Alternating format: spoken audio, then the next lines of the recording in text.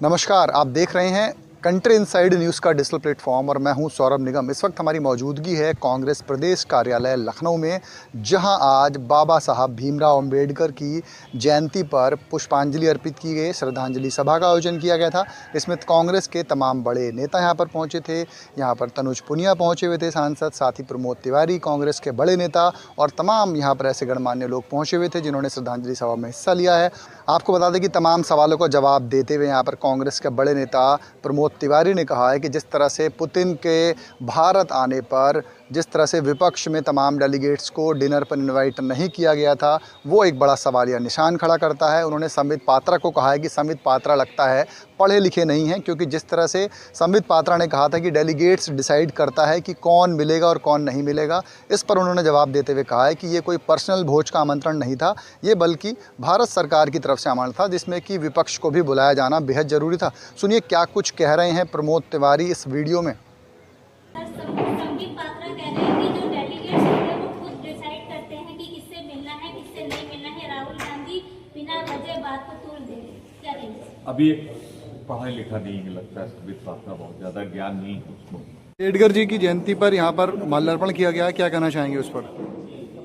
कांग्रेस परंपरागत रूप से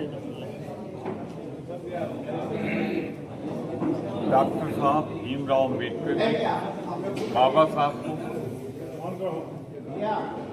श्रद्धा सुमन अर्पित करती रही है। ये कांग्रेस का बहुत साक्षी है सदैव।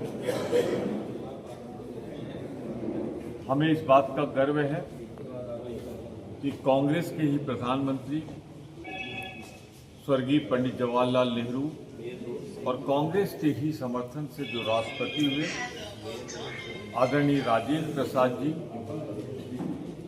ने ही अंबेडकर साहब को कमेटी का चेयरमैन नियुक्त किया था। और हम गर्व से कह सकते हैं कि काफी मेहनत के बाद जिस संविधान का प्रारूप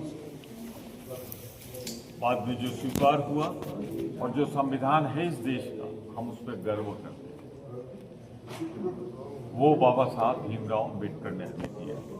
सदैव आने वाली पीढ़ियां जिन्हें हर व्यक्ति को वोटिंग राइट, समता का अधिकार, धर्म के आधार पर आर्टिकल 14, 15 से लेके आर्टिकल 25 से लेके 30 तक, ये सारे प्रारूप, ये सारे संवैधानिक अधिकार बाबा साहब भीमराव अंबेडकर की वजह से इस देश को मिले।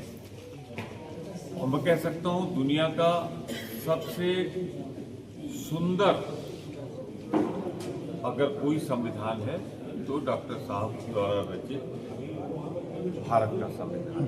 हम ये पीढ़ी कृतज्ञ रहेगी। एक बात आज बहुत दुख के साथ जोड़ देना चाहता हूँ।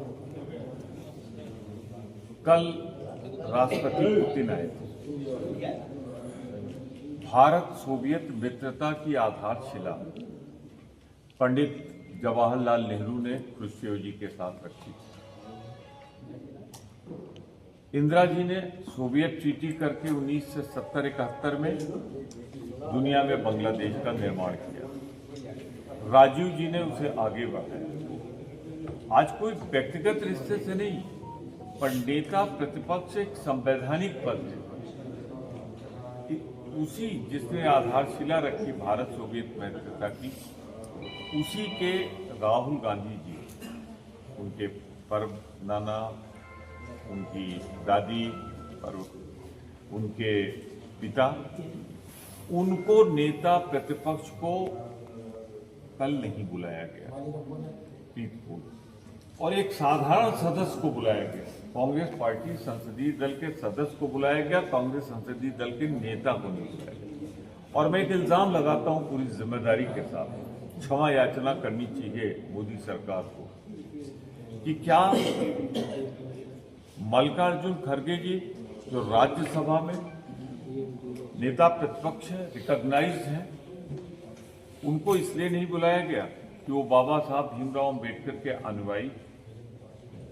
तो उस पूर्व संध्या पर बाबा साहब भीमराव अंबेडकर की जयंती जब मना रहे हों तो भारतीय जनता पार्टी की बाबा साहब विरोधी मानसिकता उजागर होती है। संविधान बनाने वाले के प्रति उनका असम्मान और ये इत्तफाकी हो सकता है, जो आज तक नहीं हुआ था।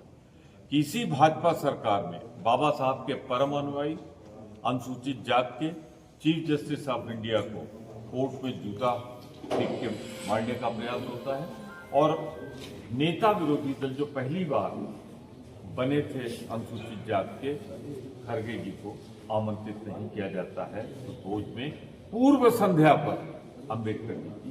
सर, संबित पात्रा कह रहे हैं कि जो डेलीगेट्स होंगे वो खुद डिसाइड करते हैं कि किससे मिलना है, किससे नहीं मिलना है। राहुल गांधी बिना वजह बात को तोड़ दे रहे, क्या कहेंगे? अभी पढ़ा लिखा नहीं है, लगता है संबित पात्रा बहुत ज्यादा ज्ञान नहीं है उसको।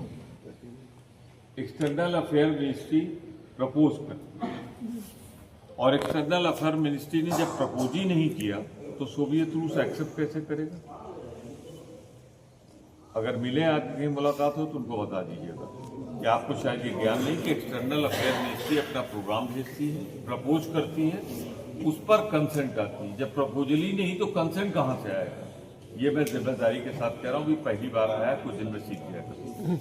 सर, उत्तर प्रदेश सरकार में मंत्री हैं जयवीर सिंह, उन्होंने बोला है इंडिया गठबंधन देश का विश्वास खो चुका है, इसलिए काल्पनिक बातें करते हैं। देखिए, जो आज ये बोल रहे हैं वही अंग्रेज बोलते थे आजादी के पहले, कांग्रेस खत्म हो जाएगी। कांग्रेस खत्म नहीं हुई, अंग्रेज। आज भाजपा बोल रही है भाजपा खत्म हो जाएगी, कांग्रेस कभी खत्म नहीं होगी, क्योंकि कांग्रेस भारत की आत्मा है। Thank you.